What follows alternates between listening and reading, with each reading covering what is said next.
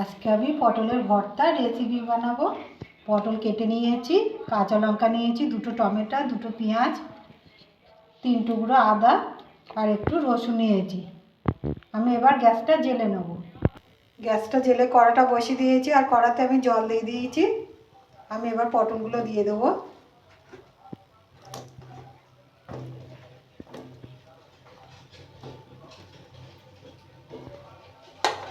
কটা কাঁচা লঙ্কা দিয়ে দেবো,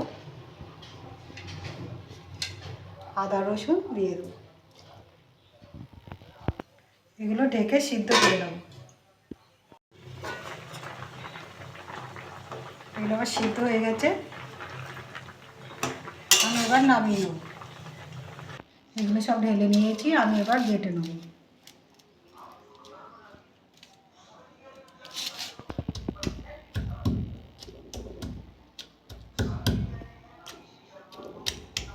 এরকম করে বেটে নেব।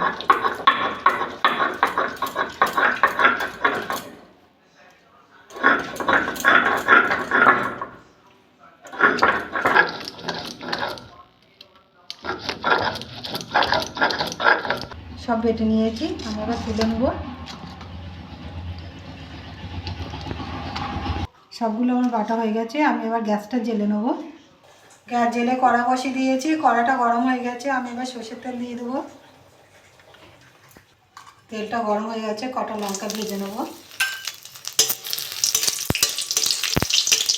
লঙ্কাগুলো ভাজা হয়ে গেছে, আমি এবার তুলে নেব। চিংড়ি মাছ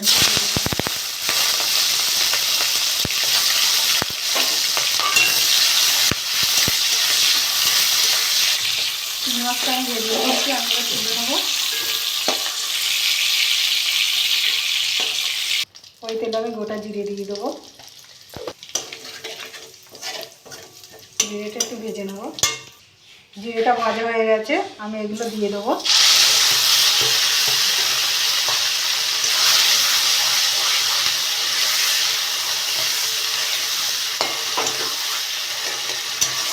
হলুদ দিয়ে দেবো, জিরে গুঁড়ো দিয়ে দেবো, ধনে গুঁড়ো দিয়ে দেবো, স্বাদ মতো লবণ।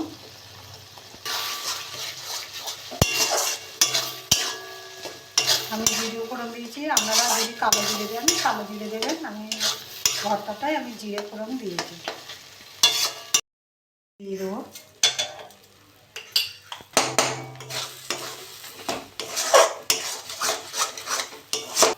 লঙ্কা আর চিংড়ি মাছগুলো মেখে নেব। লঙ্কা আর চিংড়ি মাছগুলো মেখে নিয়েছি আর দিয়ে দেবো।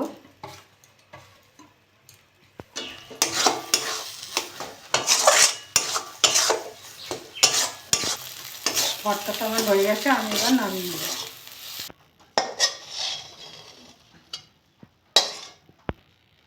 দেখুন কি সুন্দর হয়েছে। এরকম করে গরম ভাতে খুব সুন্দর লাগবে খেতে। খাবেন, খেয়ে ভালো লাগলে আমার চ্যানেলটাকে লাইক করবেন, শেয়ার করবেন, কমেন্ট করবেন, সাবস্ক্রাইব করবেন। ধন্যবাদ।